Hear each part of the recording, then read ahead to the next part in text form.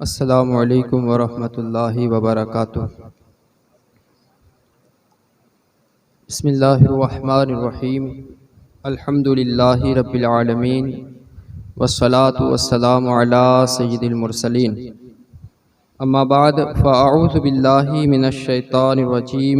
बिस्मिल्लाहिर्रहमानिर्रहीम। अक़ीमुस्सलाता व आतुज़ ज़कात वरकऊ मअर राकिईन। सदक़ल्लाहुल मौलानल अज़ीम व बल्लगना रसूलुहुन नबियुल अमीनुल मकीनुल करीम व नहनु अला ज़ालिका लमिनश शाहिदीन वश्शाकिरीन वल हामिदीन वल्हम्दुलिल्लाहि रब्बिल आलमीन। बादए तौहीद के मतवालों, शम्ए रिसालत के परवानों, गौसो ख्वाजा व रज़ा के चाहने वालों, आइए कुछ अर्ज़ करूँ उससे कबल आकाए नामदार, मदीने के ताजदार, दोनों आलम के मालिक और मुख्तार मुस्तफ़ा जान रहमत शम्ए बज़्म हिदायत की बारगाह में ग़ुलामी का सबूत देते हुए दुरूद पढ़ें। अल्लाहुम्मा सल्लि अला सय्यिदिना व मौलाना मुहम्मदिन मादिनिल जूद वल करम वालिहिल किराम वब्निहिल करीम व बारिक वसल्लिम। रमज़ानुल मुबारक के बाबरकत महीने का हमारा ये सफ़र तकरीबन 8 रोज़ों का हो चुका है। अफसोस की बात यह कि ये बाबरकत महीना तेज़ रफ्तारी के साथ जा रहा है और हमारी ज़िंदगी की सांसें तकरीबन ख़त्म होने के करीब वो भी जा रही हैं।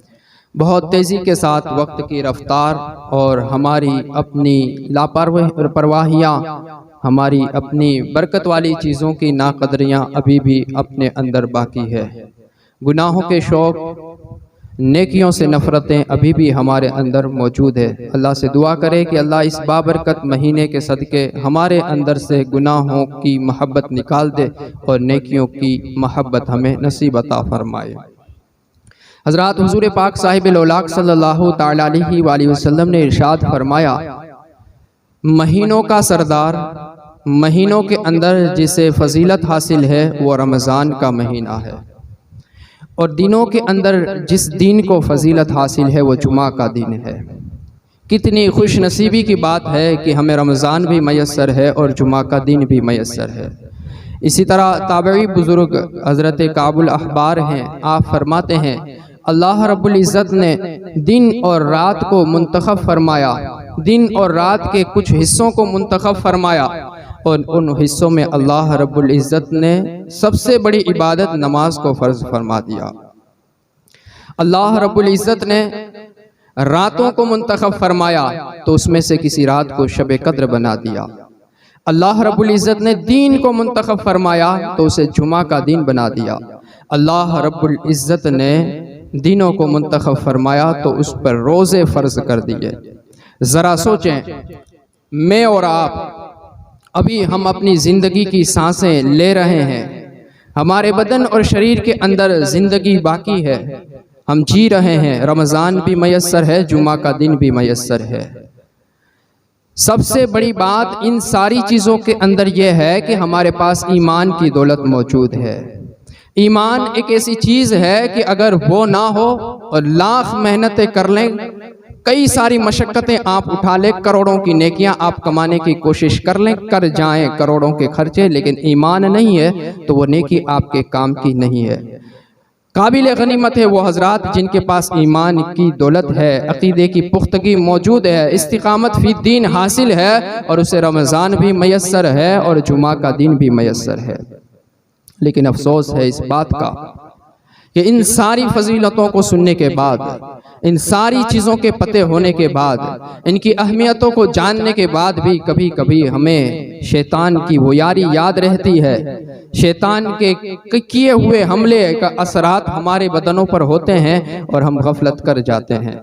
रमज़ान जैसे दिनों के अंदर नमाजें हमारी छूट रही होती हैं, रमज़ान जैसे दिनों के अंदर रोज़े हमारे जा रहे होते हैं, और खुलेआम सरेआम लोगों के सामने बेहया बेशर्म की तरह हम खा पी रहे होते हैं, बीड़ी सिगरेट के नशे ले रहे होते हैं, हम अपनी तमाकू नोशी के नशे पूरे कर रहे होते हैं और हमें हया तक नहीं आती। कई जगहों से आप गुजर रहे होते हैं, चेहरे पर सुन्नत मुस्तफ़ा नज़र आ रही होती है, उम्र कह रही होती है कि ये ख़त्म होने के करीब है, फिर भी वो बूढ़ा संभलने को तैयार नहीं, रोज़ा नहीं रख सकता। वजह क्या है? आखिर क्यों ऐसा हो जाता है? ये इनके पीछे क्या बात हो जाती है कि इंसान रब का बंदा, रब का बनाया हुआ, ये रब की मखलूक रब के हुक्म से रोजे न रख सका, आखिर क्या वजह हो गई? रब के हुक्म से वो भूखा न रह सका, आखिर क्या वजह हो गई? उसकी वजह होती है हमारी अज्ञानता, उसकी वजह होती है हमारी बुरी सोहबतें, उसकी वजह होती है हमारा नेकों से न मिलना, उसकी वजह होती है हमारा किसी अज्ञान व्यक्ति के पीछे रहना, जिसकी वजह से हमारे पास सही ज्ञान नहीं आ सकता, जिसकी वजह से हमारे पास सही समझ नहीं आ सकती। वरना वो इंसान कैसे जुर्रत कर जाए, वो बंदा कैसे जुर्रत कर जाए कि अपने आप को पापों के दलदल में डाल दे, जिसे पता हो सरासर हादसात हैं, कुछ भी हो सकता है, फितनों का दौर है, कुछ भी हो सकता है, जिंदगी है, ये जिंदगी रब ने दी हुई है, मौत भी वो देने वाला है, कब दे दे पता नहीं है। तो वो इंसान गुनाहों की दहलीज पर कदम कैसे रख सकता है? इतने बड़े अजीम बाबरकत महीने की नाकदरी कैसे कर सकता है? होता यूं है कि हमारी बुरे साथी, हमारी बुरी सोहबतें हमें इन कामों के लिए आसानी की राहें पैदा कर देती है। हुज़ूर पाक साहिब-ए-लौलाक सल्लल्लाहु तआला अलैहि वसल्लम की हदीस पाक में है, आप फरमाते हैं, मैं सोया हुआ था, अचानक दो शख्स आए, उन्होंने मुझे उठा करके वो मुझे ले जाने लगे, एक बहुत ही ऊंचाई पर मुझे चढ़ने के लिए कहा, आइए ऊपर चढ़ें। हुजूर ने फरमाया, मैं अपने शरीर के अंदर इस पहाड़ी पर चढ़ने की सकत नहीं पाता, कहा हम आपके लिए आसानी कर देते हैं। हुजूर फरमाते हैं, फिर मैं चलने लगा, पहाड़ी का वो सफ़र पार करने लगा। जूं मैं ऊपर गया और पहाड़ी के बराबर पहुंचा तो मुझे कुछ शदीद आवाज़ें सुनाई देने लगी, भयानक दर्द भरी आवाज़ें सुनाई देने लगी। मैंने दुख भरी आवाज़ों के बारे में पूछा, बताओ ये कौन सी आवाज़ है? कहा ये जहन्नमियों की आवाज़ है। कहा ये जहन्नमियों की आवाज़ है, जहन्नम में जिन्हें अजाब हो रहा है उनकी ये चीखों पुकार की आवाज़ें हैं। हुजूर पाक फरमाते हैं, फिर मैं आगे बढ़ता हूँ, फिर मैं आगे जाता हूँ तो मैंने कुछ लोगों को देखा कि जो ऊंधे लटके हुए हैं, ऊंधे लटकाए गए हैं, उनके जबड़े चिरे हुए हैं, उनके जबड़ों से खून टपक रहा है। मैंने कहा ये कौन लोग हैं? जरा याद रखिएगा, एक ही लाइन है आपको याद करने की। फरमाते हैं, उन दोनों ने कहा ये वो लोग हैं जो इफ्तारी के टाइम से पहले इफ्तारी कर लिया करते थे, रोजा छोड़ा नहीं करते थे। रोजे छोड़ने की बात नहीं है, इफ्तारी के अंदर जल्दी कर लेते थे, जल्दी यानी वक्त से पहले इफ्तारी कर लिया करते थे। तो उनकी ये सज़ा है कि उन्हें ऊंधा लटकाया गया, जबड़ों को चिरा गया। इमाम अहले सुन्नत आला हज़रत शाह इमाम अहमद रज़ा खान फाजिल बरेलवी फतावा रज़विया में इरशाद फरमाते हैं कि अब सोचे वो बंदा जो सरासर बिल्कुल ही रोज़ा नहीं रखता है, रोज़े से बिल्कुल दूर है, तो उसका अजाब क्या होगा। जब इफ्तारी के अंदर मिनटों का फेर करने का ये अजाब है, तो जो पूरा दिन ही बेरोज़े के साथ हो उसकी क्या हालत होनी है। बड़ा सख्त अजाब होना है उस शख्स को, बड़ी सख्त सज़ा दी जाएगी ऐसे इंसान को जो रमज़ान की नाकदरी करते हैं, रमज़ानुल मुबारक में रोज़ों की नाकदरी करते हैं, अपने आप को भूखा नहीं रख सकते। ज़रा उलमाए किराम से पूछें क्या हुक्म है। हमारे ऊपर जिम्मेदारियां हैं, हमारे ऊपर जवाबदारियां हैं, हमारे ऊपर संसार का बोझ पड़ा हुआ है। अगर हम कमाने को नहीं जाएंगे तो वो हैरान परेशान हो जाएंगे। अगर हम रोज़े रख करके कमाने को जाएंगे तो अपने शरीर के अंदर कमज़ोरी पाएंगे, ताकत नहीं पाएंगे। तो ऐसे आलम में हम क्या करें? रोज़ा नहीं रख सकते, रोज़ा छोड़ सकते हैं। फरमाया जाता है कि ऐसा काम करना जिससे आपके शरीर को कमज़ोरी महसूस हो, वो मना है। ऐसा काम जिसकी वजह से आपको रोज़ा छोड़ना पड़े, वो काम करना हराम है। ज़रा बताएं, हम गए थे मार्केट के अंदर, बाजार के अंदर, अपने बच्चों को, बीवी बच्चों के रिस्क को तलाश करने के लिए, तो वो काम करने से फ़ायदा क्या जिसके अंदर सवाब ना मिले। वो काम करके हमें क्या हासिल हुआ जिसको हराम कहा गया, जिससे खुदा नाराज़ हो गया, मुझे बनाने वाला परवरदिगार नाराज़ हो गया, हुजूर पाक साहिब-ए-लौलाक नबी मोहम्मद मुस्तफ़ा नाराज़ हो गए। तो ऐसे काम करने से फ़ायदा क्या होता है? पर इन सारी चीज़ों को हम दूर रख करके अपनी समातों बातों को बंद करके अपनी सोच समझ को इस्लामी मैसेज से दूर रख करके हम यही पसंद करते हैं, चाहे कुछ भी हो जाए, गुनाह ही सही, गुनाह कर लेंगे लेकिन हम नेकी नहीं कमा सकते। नेकियों से नफरत इस हद तक है, नेकियों से दूरी इस हद तक है कि अगर गुनाहों की खातिर पैसे खर्च करने पड़े तो इंसान कर जाएगा, मुफ्त की नेकी नहीं कमा सकता। रोजे के अंदर क्या खर्च लग सकता है, आप जरा सोचे, क्या खर्च लग सकता है। हुक्म है इफ्तारी भी आप आसानी से करें, क्योंकि ये भूख का महीना है, भूख बर्दाश्त करने का महीना है, भूखों को बर्दाश्त कर लें।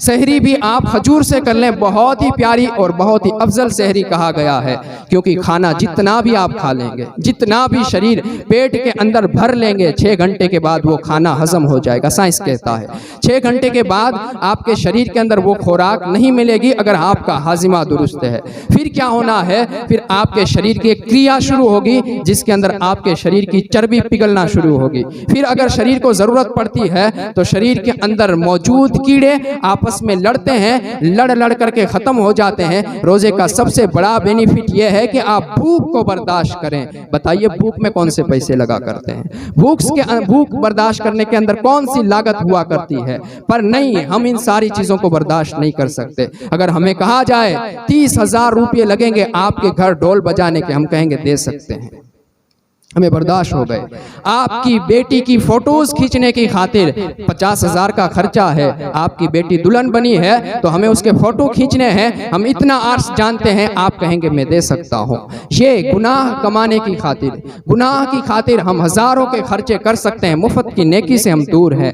वजह क्या है, हमारी ये अज्ञानता। वजह क्या है, हमारी ये बुरी सोहबतें। वजह क्या है, हमारे बुरे रिलेशन, हमारे कॉन्टेक्ट के अंदर जो गलत सोहबतें आ चुकी हैं, इनके वो बुरे असरात हैं जिसकी वजह से हमें नेकी पसंद नहीं आया करती।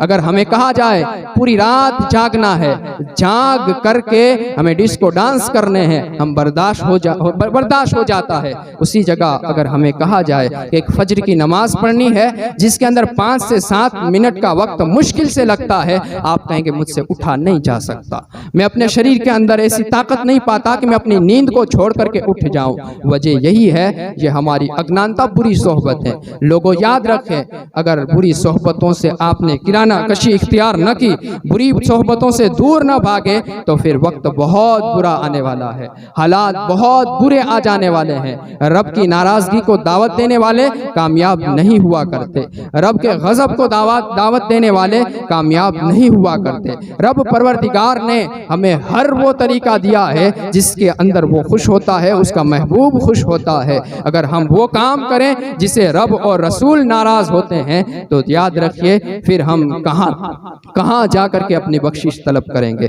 किसके पास जाकर के अपने गुनाहों की मगफिरत करवाएंगे, किसके पास जाकर के दामन शफाअत में छुपा करेंगे। जरा बताइए कौन है ऐसा जो हमें जन्नत दे दिया करे, कौन है जो हमें जन्नत की परमिशन दे दिया करे, कौन है जो हमें जहन्नम से बचा करे। हमने पूरी जिंदगी हुजूर पाक की सुन्नतों से दूर रह करके, आपके किरदार से दूर रह करके, आपके तरीकों से दूर रह करके गुजारी हो। हमें गैरों के तरीके पसंद आए हों, हमें अंग्रेजों के सिस्टम पसंद आए हों, हमें बेदीनों की सारी सिस्टम पसंद आए हों और हम उसमें खुशी खुशी जिंदगी गुजारते हों, फिर बताइए ना जहन्नमी का काम करके जन्नत में कैसे जाया जा सकता है? हरगिज़ नहीं जाया जा सकता।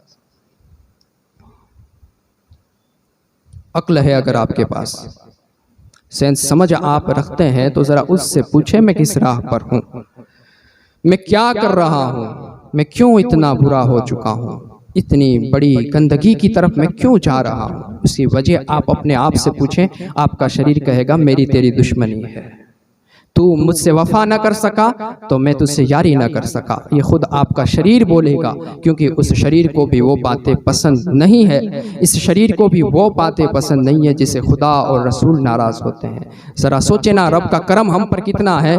ये सूरत मुहम्मदी हमें अता फरमाई है।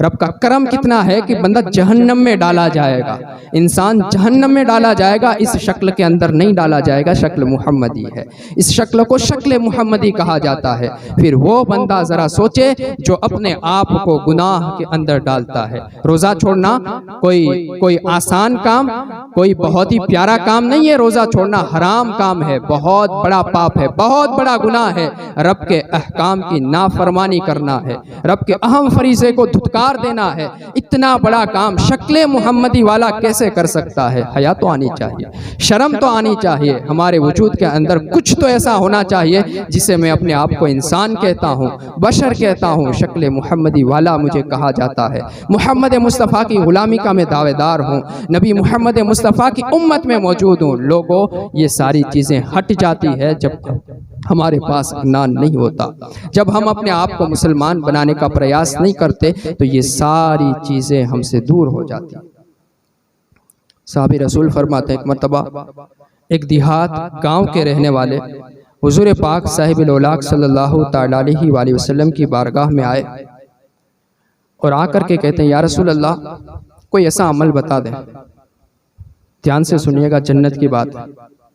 जहन्नम के तो सर्टिफिकेट यूँ बाजार में बिटका करते हैं, जहन्नम के, जन्नत के मुश्किल मिला करते हैं।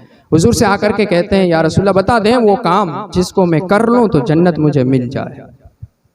हुजूर पाक साहिब-उल-औलाक ने कहा, सुनो, पहली बात जो तुम्हें करनी है वो ये है कि अल्लाह को एक मानो, उसके साथ किसी को शरीक न करो। अल्लाह और अल्लाह किसी को नहीं मानोगे और अल्लाह जैसा भी किसी को नहीं मानोगे। ज़ात और सिफात में यकजा ज़ात परवरदिगार की है, उसे मान लो और उसकी बंदगी करो। कहा ठीक है या रसूलल्लाह। दूसरा कहा, नमाज की हमेशा पाबंदी किया करो, एक वक्त की भी नमाज को ज़ाये ना किया करो, ना छोड़ा करो। कहा ठीक है या रसूलल्लाह, मैंने कबूल किया। तीसरा, रमज़ान मुक़द्दस बाबरकत महीना तुम्हें मैसर आए तो उसके रोज़ों की पाबंदी करो, उसे कभी ना छोड़ा करो।